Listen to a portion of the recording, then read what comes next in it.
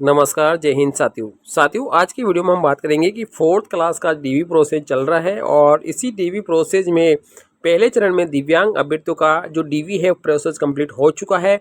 साथियों दिव्यांग अभ्यर्थियों का जब डीवी आता तो उनको रीमेडिकल को लेकर कोई सूचना दी नहीं दी थी। अब यहाँ पर साथियों सभी अभ्यर्थियों में कन्फ्यूजन है कि हमारा जो डीवी होने के बाद में जो रीमेडिकल है उसकी लिस्ट कब तक जारी हो जाएगी।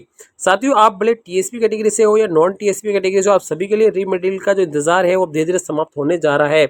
यानी टोटल 9 मंडलों में से अभी 3 मंडलों ने री मेडिकल की लिस्ट जारी कर दी है। साथियों री मेडिकल में कुछ 4 कैटेगरियों का री मेडिकल होने वाला है, जिसके अंदर एलडीसीपी है, बीएलवी है, एचआई है, एमआईएमडी कैटेगरी है। साथियों अब यहाँ पर इन री मेडिकल को लेकर देरी क्यों हो रही है, इसकी वजह क्या हो सकती है, इसको लेकर हम यहाँ पे बात करेंगे। साथियों यहाँ पर जो री मेडिकल है उसके लिए यहाँ पर जो अपना शिक्षा विभाग है, शिक्षा विभाग डीवी प्रोसेस होने के बाद में जो भी योग्य कैंडिडेट है साथियों, ठीक है, उन योग्य कैंडिडेट का री मेडिकल के लिए यहाँ पे जो सूची है वो चिकित्सालय को भेज दी गई है। अब साथियों यहाँ पे चिकित्सालय के पास में जैसे ही शेड्यूल जारी हो जाएगा, यानी उनके पास जैसे ही काम का जो दबाव है वो धीरे कम होगा, तो वो री मेडिकल की जो लिस्ट है वो अपने अनुसार जारी कर देंगे। उसके बाद में आपका री मेडिकल भी हो जाएगा।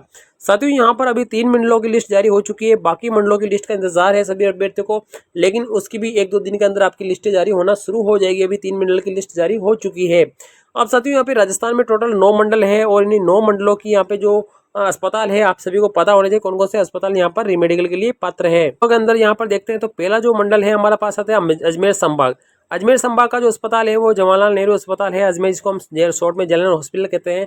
दूसरा अस्पताल हमारे पास जोधपुर मंडल में है, वो है मथुरादास माथुर राजकीय जोधपुर हो गया। तीसरा अस्पताल हमारे पास है कोटा मंडल का, ठीक है, महाराव भीम सिंह एमबीएस चिकित्सालय कोटा है। और अगला अस्पताल है हमारे पास जो उदयपुर मंडल का अस्पताल है, और वो है साथियों यहाँ पर महाराणा भोपाल सिंह चिकित्सालय उदयपुर है। भरतपुर मंडल में है जगन्नाथ पहाड़िया चिकित्सालय भरतपुर है।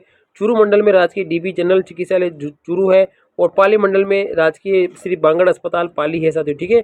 इसके अलावा यहाँ पर अगर 2 अस्पताल की और बात करते हैं तो यहाँ पर बीकानेर मंडल का है प्रिंस विजय मेमोरियल पीबीएम हॉस्पिटल बीकानेर, और जयपुर में है साथियों लगभग स्वामी मानसिंह अस्पताल है। इसके अलावा यहाँ पे राजकीय रुक्मणी देवी अस्पताल है और हरिवंश काटिया राजकीय चिकित्सालय उदयपुर यहाँ पर जयपुर है। तो अभी चूरू और यहाँ पर 3 मंडल की लिस्ट जारी हो चुकी है, जिसके अंदर साथियों चूरू मंडल है, एक चूरू मंडल हमारे पास हो गया, एक पाली मंडल हो गया और एक बीकानेर मंडल हो गया। इन तीनों की जो लिस्ट दिव्यांग जन अभ्यर्थी है उनकी मंडल वाइज संख्या यहाँ पर आप देख सकते हैं साथियों, ठीक है। अजमेर मंडल को टोटल 1910 कैंडिडेट मिले हैं, पाली मंडल को 682 कैंडिडेट मिले हैं, कोटा मंडल को 872 अभ्यर्थी मिले हैं, उदयपुर मंडल को 1103 अभ्यर्थी मिले हैं, चूरू मंडल को 1406, बीकानेर मंडल को यहाँ पर 1121 और जोधपुर मंडल को 1169 यहाँ पर अभ्यर्थी अलॉट हुए हैं। इसके अलावा यहाँ पर जोधपुर मंडल की बात करते हैं तो यहाँ पे 2439 है, और भरतपुर मंडल में यहाँ पे 1509 अभ्यर्थियों की लिस्ट यहाँ पर जारी हुई है। टोटल यहाँ पर 12,214 कैंडिडेट है, उनका यहाँ पर रीमेडिकल होने वाला है। अभी साथियों अगर बात करते हैं तो अभी चूरू मंडल ने जारी कर दी है, बीकानेर मंडल ने यहाँ पर जारी कर दी है। इसके अलावा साथियों एक मंडल और है पाली मंडल, इनने यहाँ पे लिस्ट जारी कर दी है। बाकी मंडलों की लिस्ट का इंतजार क्यों यहाँ पर अभ्यर्थी इंतजार कर रहे हैं कि साथियों यहाँ पर अगर रीमेडिकल समय पर हो जाता है तो परिणाम भी समय पे जारी कर दिया जाएगा साथियों। लेकिन यहाँ पे साथियों इनकी संख्या ज़्यादा होने की वजह से यहाँ पे अस्पताल में भी शेड्यूल नहीं मिल रहा है, और अस्पताल में पहले से कई सारे कैंडिडेट का हो रहा है, तो इस वजह से यहाँ पर जगह नहीं है, इस वजह से इनकी लिस्टें जारी नहीं हो रही है। लेकिन अभी 3 मंडलों की लिस्ट जारी हो चुकी है, बाकी 6 मंडलों की लिस्ट है वो यहाँ पर जल्द ही साथियों जारी कर दी जाएगी। यानी आपकी लिस्ट भी जल्द ही जारी होने वाली है और आपका भी यहाँ पर रीमेडिकल होने वाला है। अब साथियों अभ्यर्थियों में कन्फ्यूजन है कि हमें जब डीवी के जो रीमेडिकल के लिए जाएंगे उस वक्त हमें कौन कौन से दस्तावेज लेकर जाने हैं। साथियों इसमें सबसे जो महत्वपूर्ण दस्तावेज है, एक तो आपके पास फोटो होना चाहिए साथियों, ठीक है, नवीनतम लेटेस्ट फोटो आपके पास होना चाहिए। इसके अलावा साथियों आपके पास जो ऑफलाइन वाला जो भी सर्टिफिकेट है साथियों, ठीक है ना, ऑफलाइन वाला जैसा भी आपके पास सर्टिफिकेट है वो आपके पास होना चाहिए। इसके अलावा साथियों आपके पास यूडीआईडी कार्ड है तो वो भी आपके पास होना चाहिए। इसके अलावा साथियों आपके पास अपना आधार कार्ड होना चाहिए, और ये डॉक्यूमेंट लेकर आपको यहाँ पर जो भी तय गए समय और जो जगह है और जो भी अस्पताल है उस पर आपको समय पर पहुँच जाना है, और आपका यहाँ पे डीवी प्रोसेस है वो कंप्लीट हो जाएगा साथियों, ठीक है ना। जो री मेडिकल का डीवी प्रोसेस है वो कंप्लीट हो जाएगा, और री मेडिकल के अंदर ये जानकारी आपको लेकर जानी है साथियों, ठीक है ना।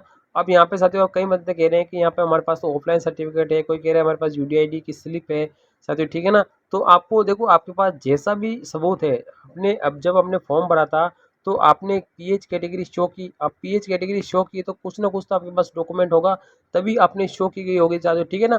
अब आपके पास जैसा भी पीएच से संबंधित डॉक्यूमेंट है भले वो ऑफलाइन हो, पर्ची हो, स्टेट सर्टिफिकेट हो, ऑफलाइन कैसा भी हो, वो आपको वहाँ पर लेके जाना है। उसकी वहाँ पर जांच की जाएगी कि ये पहले बना हुआ था, कैसे बना था साथियों, ठीक है, सब कुछ देखा जाएगा। अगर आप पात्र पाए जाते हैं तो आपका नया यूडीआईडी कार्ड भी बन जाएगा साथियों, ठीक है ना। तो अब यहाँ पे साथियों आपको अपने दस्तावेज लेकर समय पे पहुंच जाना है, जो भी तय गए स्थान है। अभी 3 मंडल की लिस्ट जारी हुई है, जिसके अंदर चूरू मंडल है, बीकानेर मंडल है और पाली मंडल है। इन 3 मंडलों की लिस्टें ही जारी हुई, बाकी मंडलों की भी लिस्ट जारी नहीं हुई। जल्द इनकी लिस्टें भी जारी हो जाएगी, तो आप थोड़ा सा इंतजार करिए साथियों, आपका इंतजार जल्द ही समाप्त होगा।